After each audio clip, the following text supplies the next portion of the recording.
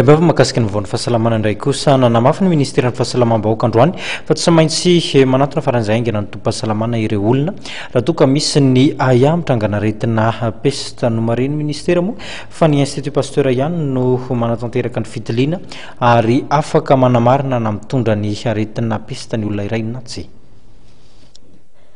Noho ny tsy fahafantarana dia sokajian'ireo olona any amin'ny faritra ambanivohitra hotranga pesta avokoa ireo aretina miampiaya. Ny fitiliana ataon'ny institut pasteur ihany no afaka manamarina na voan'ny aretina pesta ny olona iray na tsy, hoy ny fanamarinany sekretera jeneraly ny ministera ny fahasalamam-bahoaka Andriamatoa Tafangy Filemon androany. Misy un cas suspect, zay cas probable, zay cas confirmé. Ka matetika gn'ambanivohitra agny dia cas suspect dologno zavatra misy matetika nefa sika amin'ny gazety dia tonga dia miteny hoe matin'ny pesta reo zavatra reo. Ny cas confirmé dia ny institut pasteur de Madagascar zay omeny ministerin'ny fahasalamam-bahoaka alala ny tazogny laboratoire miconfirme hoe tena matin'ny pesta io. Ka ny nombre de cas confirmé zany dia ao amin'ny institut pasteur ny tokony tena azahoana anazy. Ny eritreritry ny ministerin'ny fahasalamam-bahoaka hatram'izao dia sy hagnafana ninninina satria arakaraka ny fahafantaran'olo magnitudiny aretigny eto no mety hampazoton'olo hagnampy asika fa sisy efenina zany.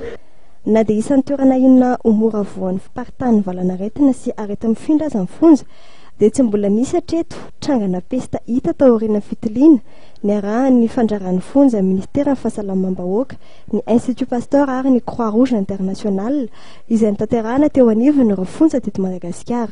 Trangana pesta eny amin'ny anivon'ny fonja moa zany hatreto aloha zany dia tsy mbola misy indice zany milaza fa hoe misy pesta ny fonja. Izy io moa raha ny toeram-pamonjana moa zany dia lazaina fa sensible zany reny toeram-pamonjana reny mora andairan'ny arety mifindra satria hipetrahan'ny olona maro voafaritra ao anaty faritra anankiray. Dia ezaka moa zany tao amin'ny ministerin'ny fitsarana ny administration pénitentiaire indrindrindrindra mba hoe hiady amin'izay resaka pesta zay satria nandeha zany nitsao taty ivelany fa hoe misy pesta eto Madagasikara. Ankoatra ny fitiliana ny aretin'ny pesta moa dia mampanao fitiliana mamepona ny aretina sida sy ny raboka ihany koa ny fandraran'ny fonja.